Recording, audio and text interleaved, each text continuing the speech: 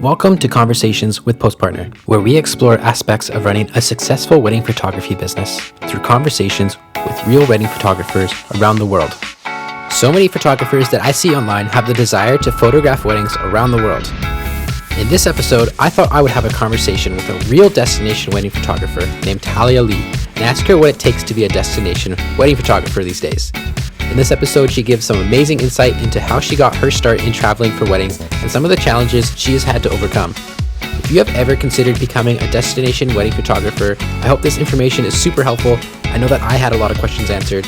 So I hope you enjoy. Thank you for listening and enjoy our conversation. Awesome. Taliah, thank you so much for joining us today. How's life? Thank you so much for having me.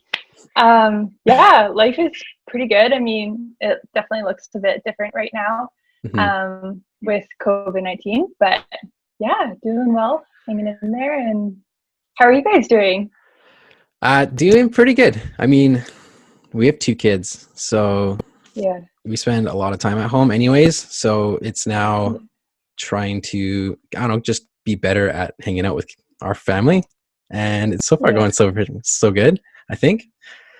We're lots of walks to the park and throwing balls around and stuff. So yeah, at first I really hated it and I hated the change, and now I am kind of embracing it and kind of loving it. So I mean, I don't really like the not so much working part, but the other aspects I'm kind of enjoying. So yeah, for sure. There's definitely an adjustment period. Like, I think Dustin has been off work now for 2 months. And of course, I'm used to working at home.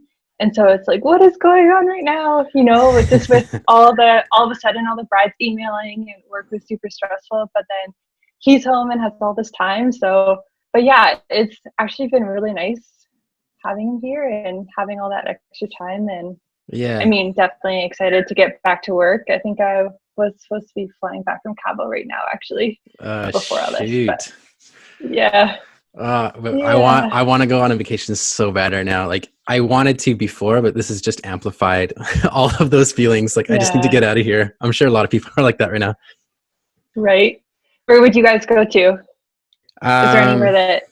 Well, we were planning to go to Scotland and London because my sister's in London right now. So we're going to do that, but that's out of the question now. So I don't know. I'd take Hawaii, take somewhere warm. Yeah, for sure. Hawaii seems pretty safe, actually. You could just get a one-way flight and hang out with your kids on the beach. Yeah, I don't know the logistics of it right now, but True. I know. Maybe we'll try to figure it out. Taliah, the reason why we have you on the show, for those listening, is probably I want to know a lot more about you. For those of you who don't know, Taliah is a photographer based in Vancouver, but she's also a destination photographer who does a lot of work in Cabo San Lucas, which we just clarified, and not Sayulita, as I guessed. So yeah, I would love to just kind of go through. Sorry, somebody's calling me. I would love to just go through the whole process of you getting into becoming a destination photographer, because I have always wondered what it takes to actually be a destination photographer, and how do you get the brides and grooms that are flying to these beautiful places and then hiring you. So hopefully that's where our conversation goes, and you can kind of unpack that whole journey and the process of you doing that. Do you want to can you explain what your current business looks like? Are you 50-50 here or there? Are you mostly here right now? Yeah, I mean, right now with COVID, it's definitely a little bit different, but normally probably 75% of my weddings are destination or international. And then the other 25% would be local weddings, which are definitely more seasonal. So it kind of works out that, you get to do weddings all year round, with the weather being a lot more consistent down there. You get the best weather, best of all the weathers. That's so cool. Yeah. And how, this is a very broad question. How long did it take you to get to this point? How long have you been photographing, and how long have you been doing the destination photographer thing? Yeah. So I think I did my first wedding in 2020. And then my first destination wedding was in March of 2014. Yeah. So I think it's been about 5 or 6 years. Yeah, so the first wedding, sorry, go ahead. You say 2010, did you mean your first wedding or? Yes. Oh, you said 2020, so I was just clarifying. Oh my gosh, I'm so sorry. Told you I was going to be awkward. It happens. 2010. Yeah. 2010, yeah. Say Yeah, time so I traveler. guess 4 years later. Yeah. Yeah. Cool. And how did you get that first one? How'd that happen? Yeah, so that was actually a referral from Matt Kennedy. So I think she was a friend of his from high school or something like that, and they were looking for a photographer. Was like looking to get into destination weddings, and so I mean, people listening to this might totally hate it, but I think I didn't make any money off of it. I just did it for the cost of travel and stuff like that. Which, I mean, at the time I was single and 22, and I was dream. so excited, and it was totally the dream. So it wasn't, it was awesome. But that's so cool. And when you first photographed those weddings in 2010, and then obviously 2011, 2012, 2013, were you thinking this is something I wanted to do, or did it just kind of fall in your lap with that first one? Yeah, I mean, I had always loved travel. Like I've definitely traveled internationally before that, and I was regularly going to visit friends in California, and I think it was more of a beach thing that might have got me into destination weddings, because I love the beach and there is not a lot around here in Vancouver, so that was definitely something that drew me to it for sure. But that is something that I want more in my life, is beaches and warm weather. So I can't blame you. I'm definitely one of those like retired people that are snowbirds that like to go away for the winter, because I just love the sunshine and beach and stuff. But that's my dream. Me and Chantal always talk about, like, when we're older, we're for sure buying a place and just 6 months of the year going down there. And are you? Yeah, just summer year round. That's the dream. I mean, we like winter, but we're total snowbirds, as you say. Maybe not in Florida. Yeah. That's what when you say snowbirds, that's what I think of. I think of like Florida, but oh, really? We can be snowbirds anywhere, I guess. Yeah, totally. London, Scotland, go for it. Yeah, we'll just travel. How about that? We'll just travel. Yeah. And was it just that one destination wedding that first year in 2014? Yeah. So I had that one destination wedding. So I actually flew down with them on the same plane there and the same plane back. Yeah. And then I was there with them for the whole week. And then I think after that, I was like, wow, like something just really kicked in. And I was so inspired the whole time there, just being at the beach and with the couple. And I think so the first year I had one, and then the next year I had three, and then it just kind of spiraled from there. Wow. So, and yeah, were those three the next year from that one couple, like just referral from them? They weren't actually. I think I threw a Facebook ad out there, and I think kind of word of mouth, actually. They were all mostly local couples and stuff. So yeah, that's awesome. I'm curious about that first wedding, because I remember when I was photographing weddings in 2014, and I mean, compared to now, I was the worst, I think.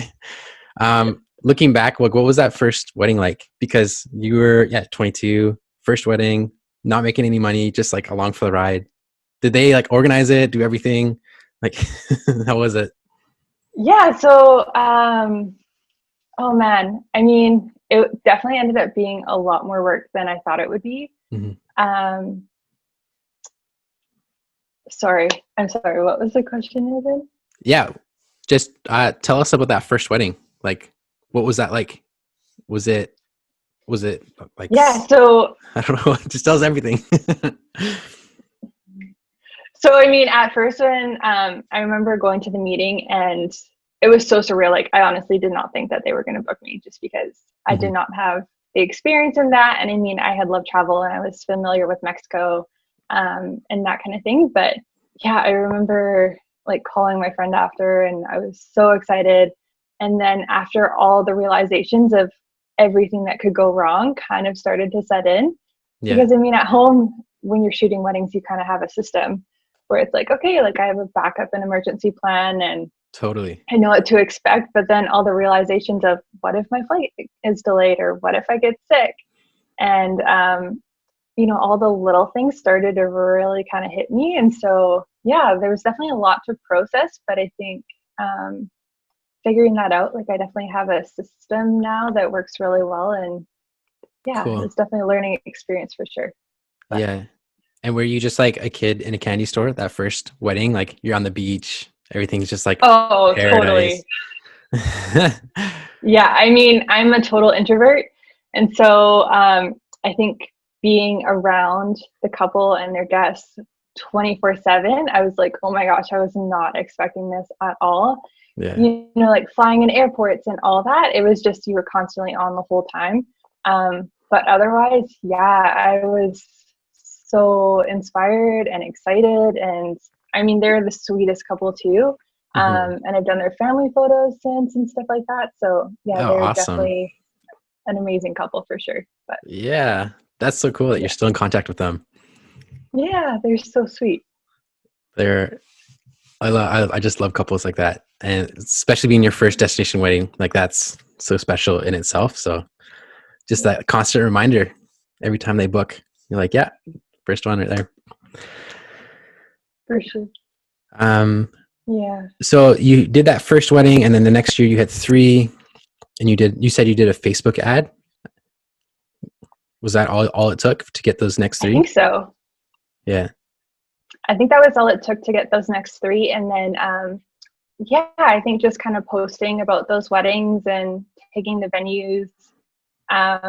There was a wedding planner that organized the travel. So I think she ended up referring another wedding at one of those resorts. Mm-hmm. And then, I think it just kind of spiraled from there, I guess. But I'm really bad at SEO. I didn't do any SEO work or anything like that for destination weddings. But yeah.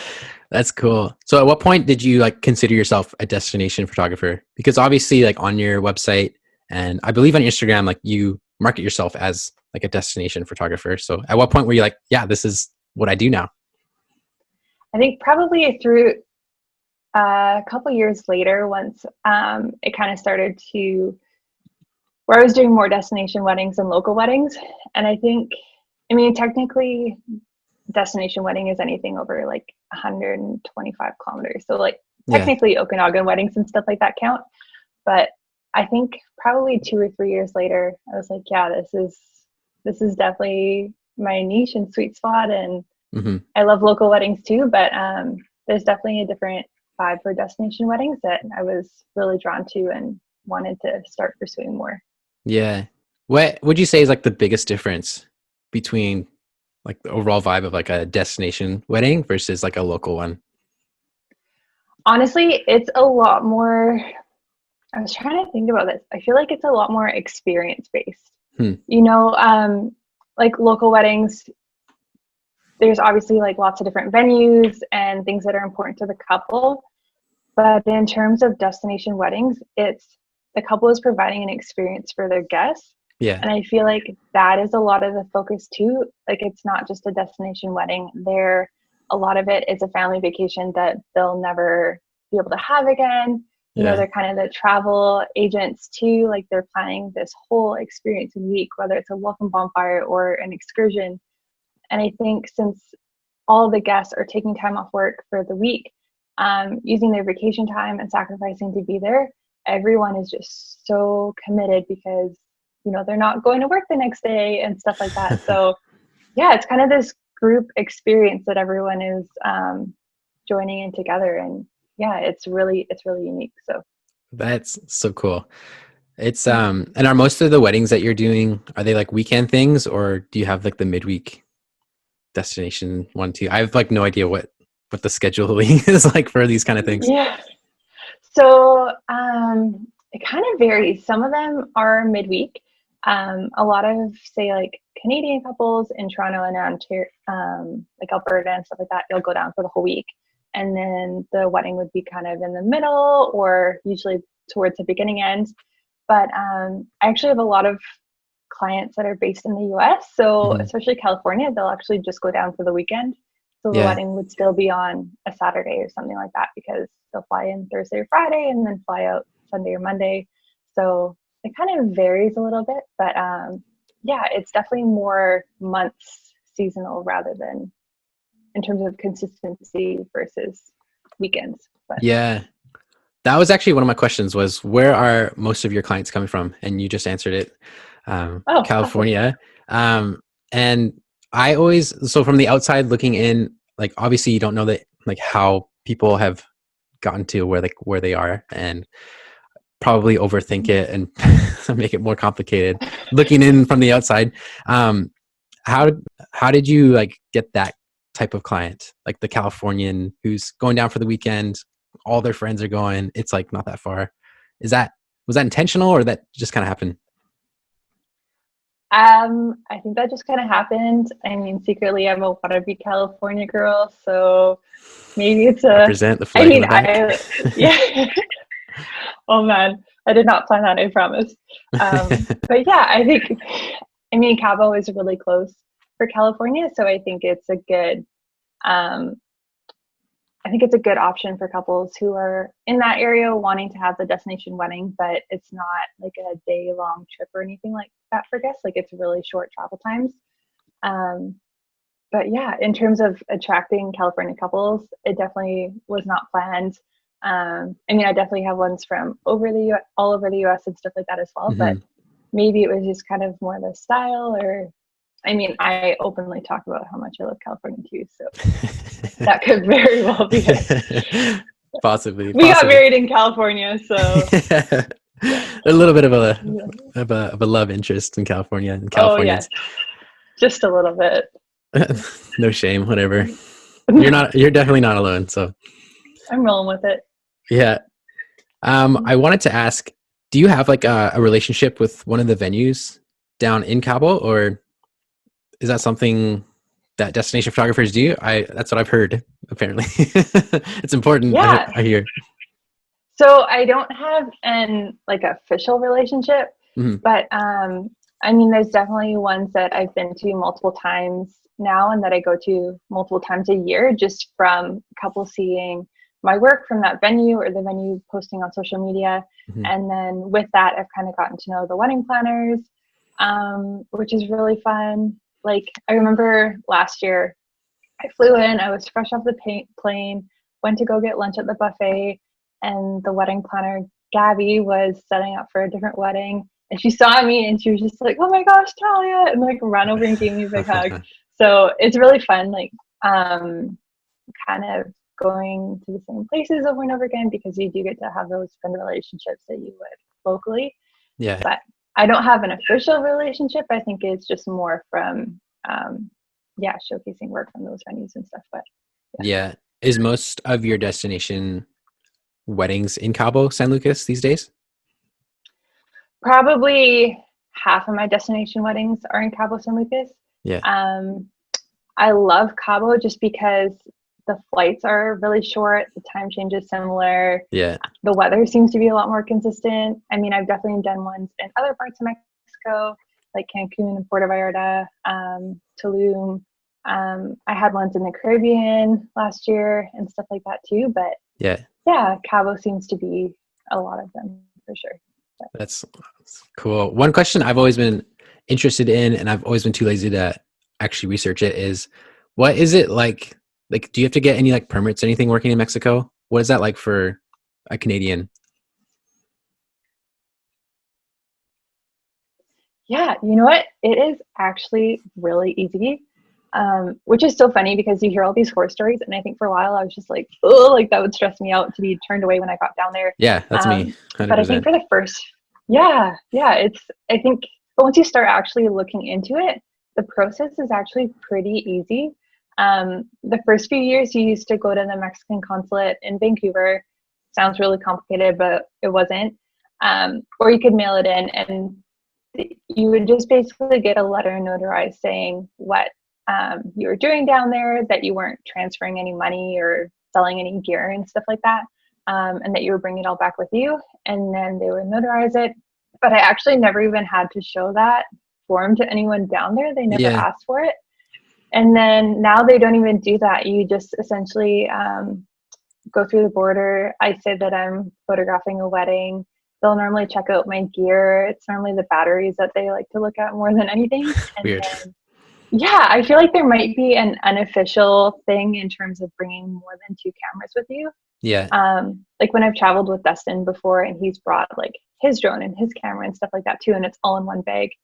They're kind of like, wait, like you have 4 cameras? And I was like, oh, 2 are mine, 2 are his.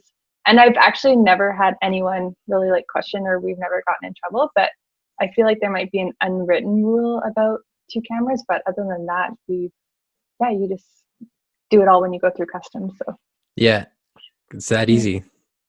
Yeah, it's crazy. So you don't need really anything anymore compared to a few years ago. You don't. Yeah. Wow, that's amazing. Now all I need is just somebody to get married in Mexico. If you're listening, I know, you just need a passport. Yeah. If you're listening, hit Miles up. Yeah, definitely have those. I definitely have a passport. So, that's cool. Is there any spots that you really want to photograph weddings? Like, do you have like a bucket list? Are you one of those people that makes lists on where you want to go? I do. I think it might be. I mean, it's hands down for sure. Greece is at the top of my list. Mm-hmm. I mean, it's definitely at the top of our bucket list. We were actually planning a trip there for this year before all the COVID stuff happened. But yeah, I totally have envision and daydream all the time about, a couple with like the white buildings and ocean and string lights and those gorgeous classic buildings and stuff like that. So I would love to do a wedding in Greece or Greek island someday. So I would also love that. So if you're listening again,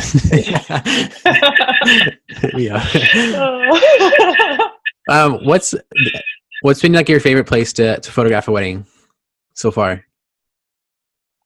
So far, St. Lucia was really cool. St. Lucia, I think nice. part of it was,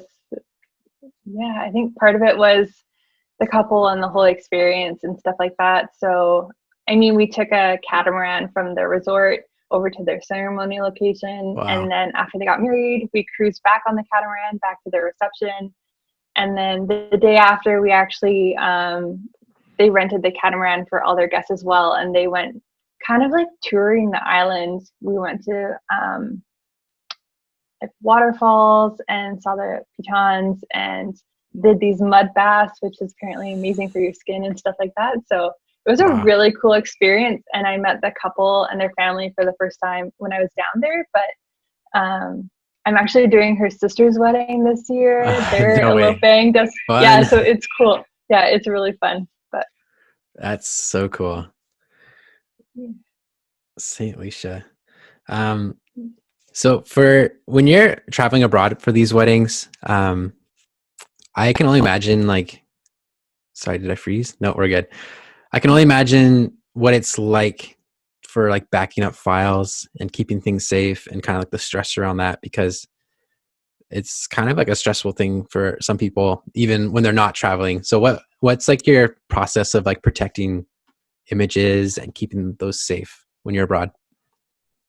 Yeah, I mean, that is definitely my worst fear for sure. I think when I started shooting weddings, I actually used to sleep with my memory card case under my pillow. I'm not gonna lie, totally paranoid. This is before I started backing up to external hard drives. Yeah. But as far as destination weddings go, say I'll finish the wedding, I'll go home and upload everything to 2 external hard drives. One, no matter where I go, throughout that week, I'll carry it with me at all times. Yeah. And have it in one carry-on bag. And then when I'm flying back, I'll put my memory card case in my other carry-on bag. And then I should probably figure out a cloud system, but the Wi-Fi down there is just normally pretty hit and miss. Yeah. But yeah, that's just between your life, the two. I know, Wi-Fi. Wi-Fi. Yeah, between the 2 external hard drives and the memory card, so I normally have it backed up in 3 different places. Cool. Just more for peace of mind, but Yeah, and traveling it's just on your carry on, and one in your check bag, kind of just every spot. Yeah, so I have like a rolling camera bag with all my equipment in it. So I'll keep my memory cards in there. I normally automatically write the files to like like the Mark IV has a backup slot, so I'll just write it to a big memory card, Yeah, and then I'll keep my external hard drive in like my little purse or carry-on bag. But yeah. So everything's safe, yeah, basically, is what you're saying. everything's safe. Everything's safe. Yeah. Are you Yeah. one of those paranoid people? I mean, justifiably paranoid about like losing files. I feel like there's a good mix of like people who like don't really care and people who like, really, really, really care. But there's never really like anybody in the middle. Oh, I really, really care for sure. I Yeah. think I think I've just I mean I'm an overthinker, so I think I would feel sick if I lost any images. And I mean I think between like flight delays or bags getting stolen in airports, I think you hear all those stories. And so I think in my mind I'm like, okay, if I have one in every bag, should be good. Yeah. So just trying to prevent that from happening for my couples. But I remember that reminds me of a story. I know a photographer who came up to Vancouver after photographing a wedding, like somewhere, but basically the wedding was on his camera and his hard drive only, and came to Vancouver and ended up getting all of his gear stolen while at a restaurant and lost that whole wedding. And I'm like, oh, that's actually my worst nightmare. And he had to just be like, yeah, oh, sorry, it's gone. Your wedding is gone. oh So my I hope goodness. hope that never That's happens to horrible. you. Not to like feed into Thank your you. anxiety around that at all, but Oh, thanks, Smile. Thanks, Smile. yeah, yeah. Stay safe out there. Thank you. Oh, man. Have you ever had anything like that happen before? Do you have any reason for this carefulness, or is this all preventative? Um, I have got gear stolen before, Ugh. and I have had memory cards malfunction. So I think that's why I back it all up to the other memory card as well. But yeah, when I was first shooting, I was actually a Nikon shooter. Mhm. And I remember I was location scouting and I had my bag in the back seat of my car. And I mean, it was hidden, but this was actually at Campbell Valley Park, which is super close by. And I think they figured that someone saw like, oh, two girls get out of the car without a purse. There must be one in the car. So I actually had pretty much all my gear stolen. And that's actually why when I switched to Canon as well, because I was working with another photographer at the time and fell in love with L series lenses. And it's like, okay, well, if I'm going to switch, that might as well be the time. But This is the sign. Yeah. it's a sign. Yeah. Wow. But Sorry that happened. thankfully, I haven't lost any files yet. But Yeah. Oh, good. That'd be the worst. Kind of along that vein of thought. Vein of thought? Is that a? I don't even know if that's a. Oh. I don't know how to speak sometimes. Have you ever had any? I don't either. I'm the most. It's with both of us. We're like the blind leading the blind. That's a saying, right? Oh, yeah. Oh, for sure. I'm so awkward. It's fun, whatever. Just Yeah, it's embrace it. great. Have you had any really bad things happen while shooting abroad?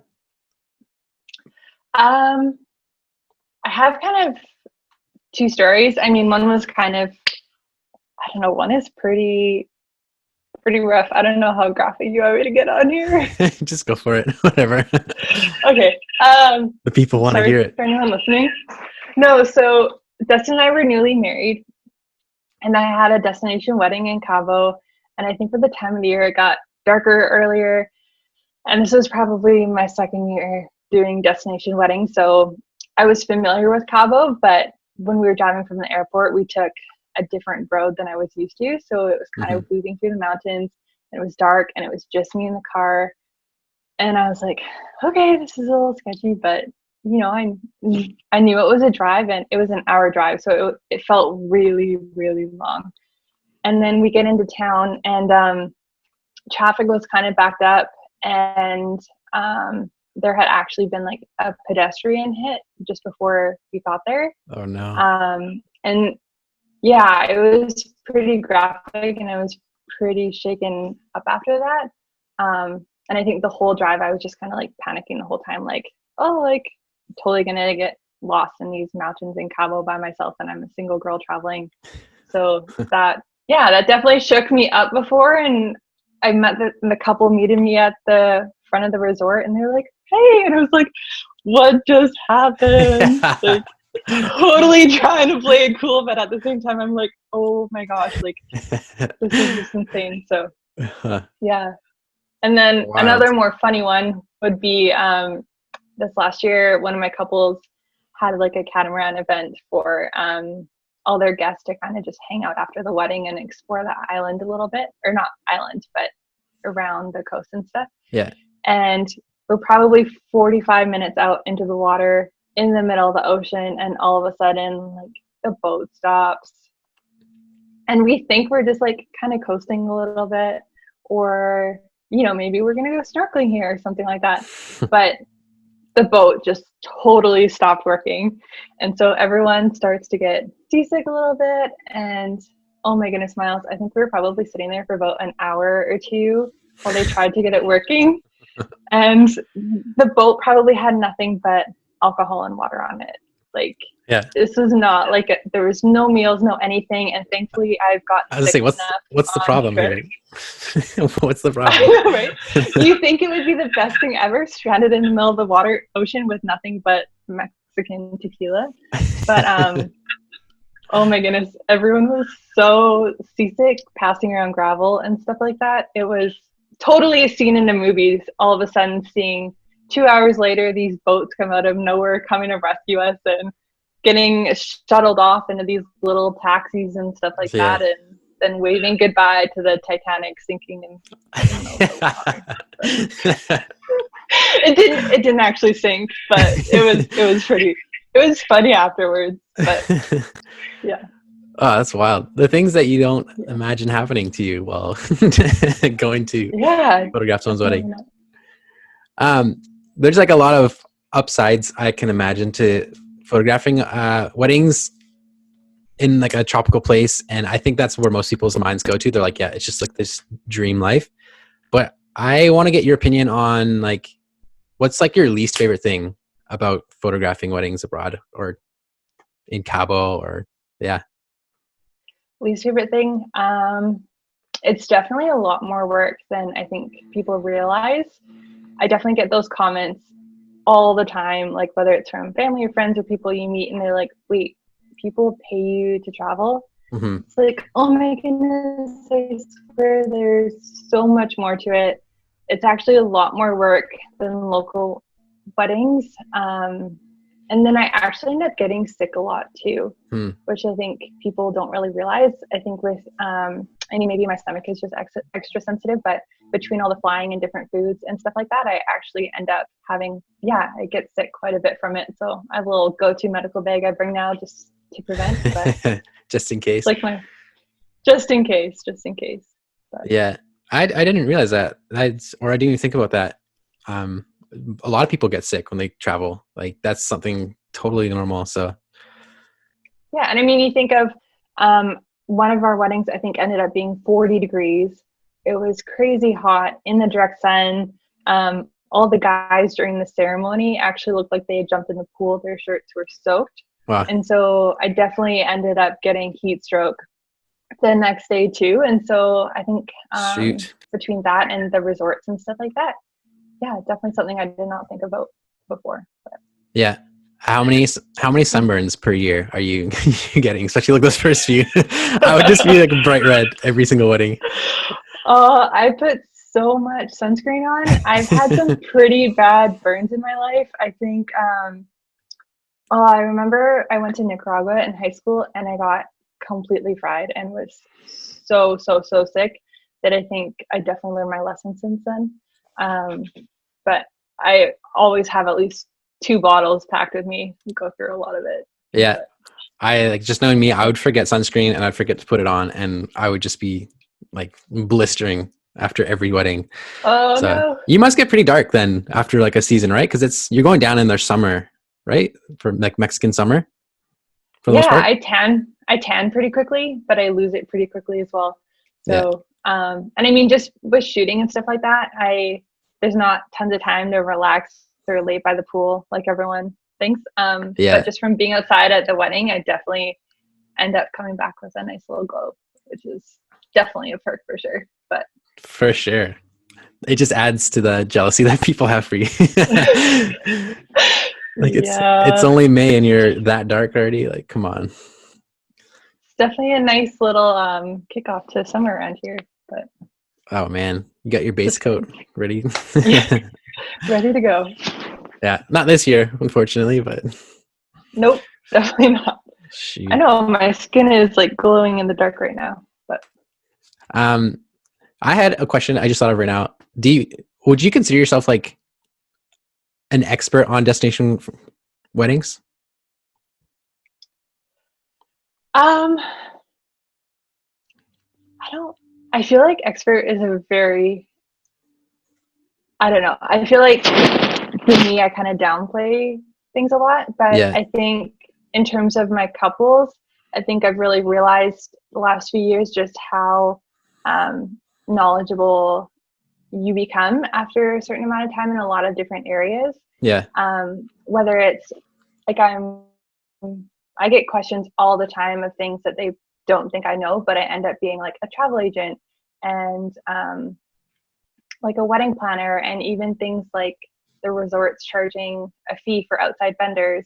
Like I get all these questions a lot, and like I definitely have a system now too where Mexico weddings say they run things a lot differently. They normally have like a sparkler for dance and stuff like that. Hmm. So I think with doing those over and over a year, um, yeah, it is pretty nice to be able to come in with experience and be reassuring to my couples and be like, oh, like actually the vendor fee doesn't apply if I'm staying at the resort, and I actually have timelines with how they work and all that kind of stuff. So It kind of sounds like you yeah, know what you're doing.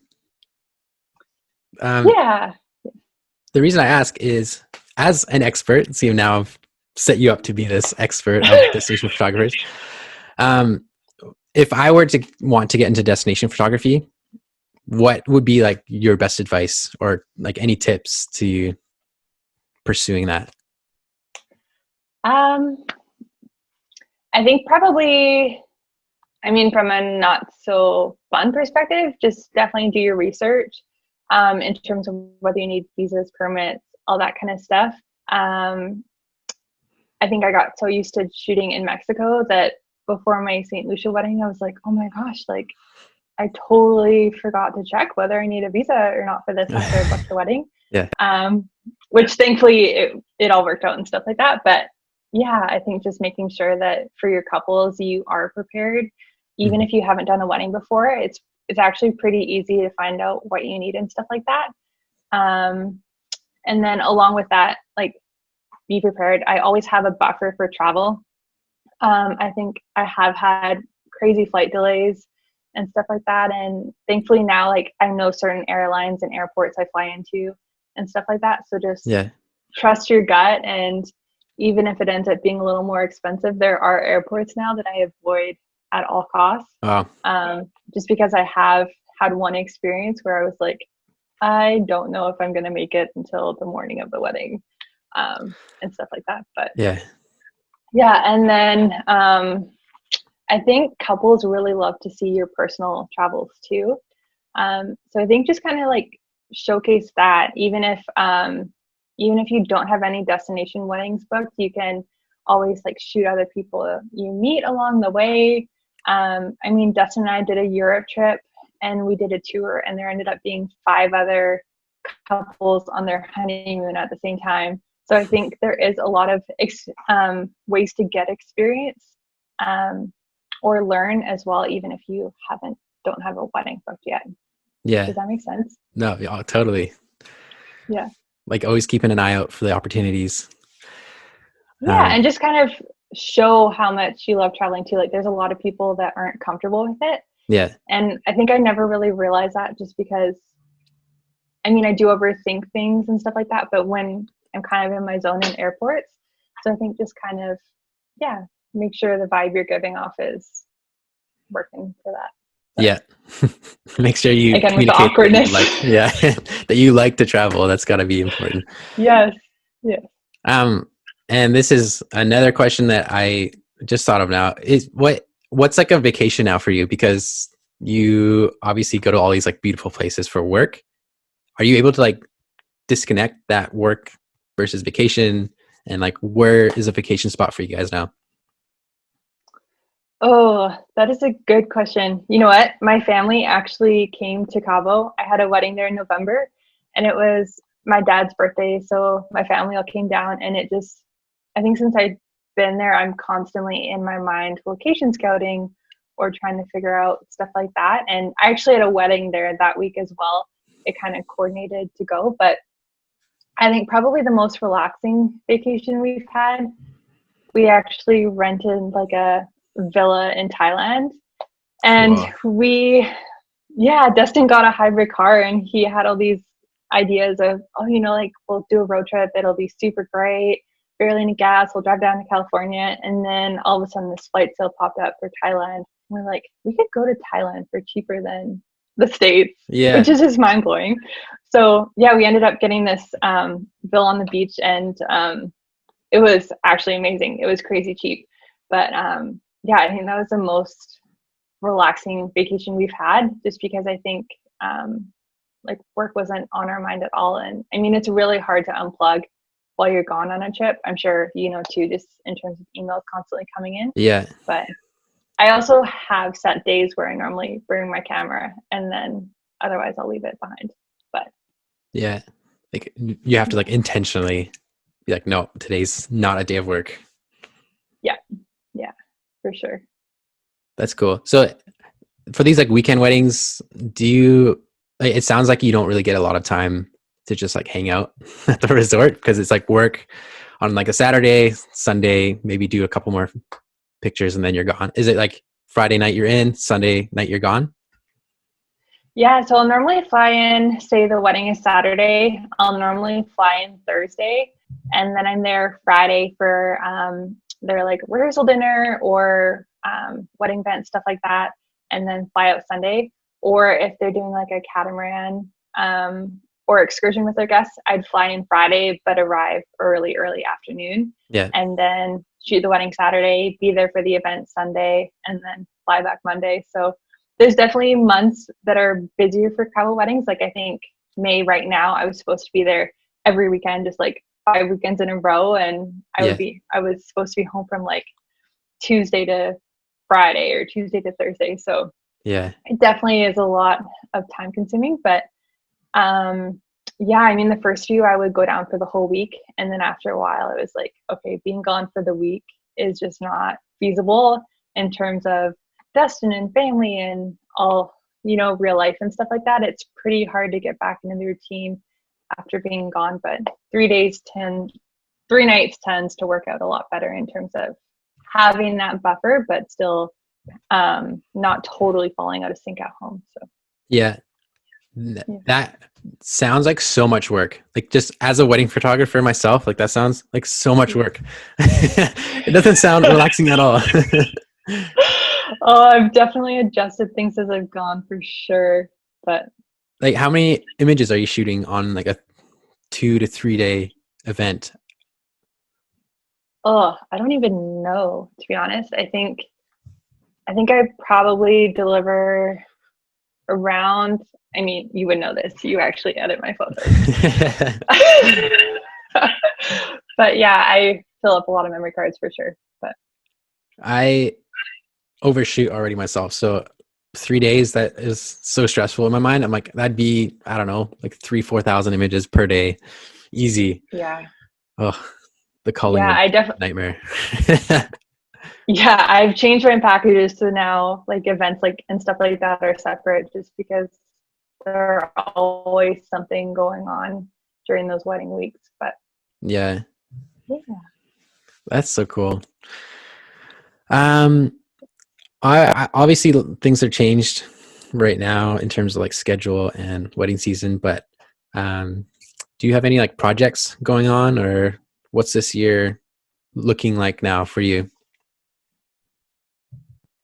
Yeah, I mean, to be honest, I mean, I was supposed to be away a lot this month, so my schedule was supposed to be full. And then now, in terms of events, it's definitely kind of been washed out. But it's still been pretty busy. I mean, not with as fun stuff. I mean, obviously, as you can imagine, canceling weddings, you're dealing with all the um, client like emails and sending new contracts and stuff like that. But with destination weddings too, there's actually been a lot of travel and stuff like that to cancel Uh, and then also rebook. So that's actually been taking up a lot of time. For more fun stuff, Dustin and I have been working on a lot of house projects. cool. Yeah, and it's just spending more time at home. Yeah, revamping a few things in terms of website updates and designing new albums and stuff like that. But I mean, it's like the usual off-season kind of projects, I guess, that I'm just expanding through the summer now. But Yeah, the extended off season for a photographer. yeah, Which which from is so weird. I hate off seasons I hate it too so so much. much. Oh, you know what? When I even after I was full time, I would still get before I started doing destination weddings, I would still get a part-time job just to be busy in the winter months because I hated off season. But Yeah. yeah.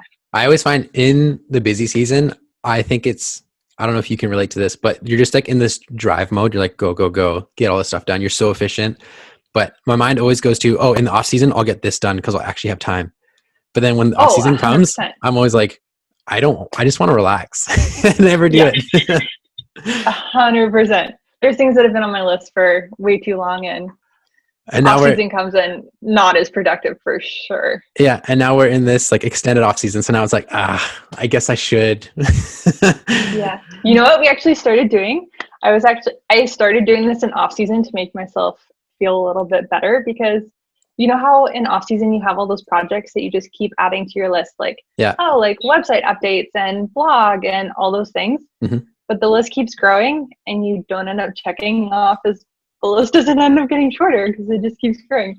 Yeah. Dustin and I did this during quarantine too. We started making a list of things that we've accomplished. Oh, cool. And every time we'll do something, we add it to it and it makes you feel so much better. And it actually helps be more productive too, because then you can add it to the list. That's a great idea. Because you can actually be like, oh, I actually am not completely useless. I'm still doing stuff. Yeah. And I mean, in off season, there was a time last year, I think, where I was just getting super bummed and down, like, oh, like, these projects take up so much time and it just feels like you're not checking off as many things. And looking back, it's like, wow, okay, I actually accomplished a lot more than I thought I did that you kind of forget about. So yeah, that's cool. Yeah. My last question for you is, you've obviously been doing this for what, 6-7 years now, the destination wedding thing. Do you want to do this forever? Like, do you see yourself doing this in 5-10 years? You know what? I do actually. I mean, I know a lot of photographers transition into more the teaching role or virtual stuff, but I love shooting. And I think even if maybe, yeah, I mean, I love weddings too, but I think travel especially is something that Dustin and I are so passionate about. And I mean, I'm sure things will tweak a little bit in the future, but I feel like travel will definitely be a part of our lifestyle, whether that's weddings or doing more a husband-wife thing, just as we transition with life and stuff like that. But honestly, I have no idea what I would do other than this. So. This is the plan. I'm not a teacher. I'm not. This is my jam. So. Yeah, awesome. Well, if anybody listening wants to follow Taliah and see what she's up to and check in on her in 5-10 years, see if she's still doing this, we'll make sure to link all of her social media and website so you can have a look. But other than that, Taliah, thank you so much. This just flew by, right? Like I told you it was going to fly by. Oh, totally did. Thank you so much for joining us. Yeah, this has been super helpful and insightful, and I might decide to join you as a destination photographer. Probably not. Let's do it. I have kids. I can't do it anymore. I cannot imagine traveling with a 3-year-old. Oh my goodness. Yeah, I haven't done it yet. We were going to, but I'll let you know how it goes if we ever do it. We've done two. We went to Spain last year. Oh yeah. It was it has its challenges, but a lot of positives as well. So I feel like traveling with one kid would be a lot more manageable as well than it two. is. It is. And I haven't even traveled with two, and I already know that it is way more manageable. Well, good luck with London. Yeah, oh, thanks. Whenever that happens. London 2022. That's awesome. Yeah. Great. Well, thank you so much for joining us, Taliah. Amazing. I hope you have a good rest of your day, and I'll see you around. Yeah. Thank you so much for having me. Take care, Miles. Cheers. As always, you can find links to Taliah's website and her socials in our show notes, so go give her some love and support. Our guest next week is someone I know really well because, well, he's me. We have Jen taking the reins as host as she asks me questions about my photography, editing, and life. Hopefully it's not a total snooze fest. If you like these conversations, make sure you subscribe to hear more and leave us a review if you have a minute. Thank you so much for tuning in. I hope to see you again. Bye-bye. If you made it this far, thank you so much for listening. If you found this conversation interesting, let us know by sending us a DM on Instagram @postpartner or send us an email to hello@postpartner.com. We look forward to sharing more of our conversations in the next few weeks. Thanks again, and we'll see you on the next episode. See you later.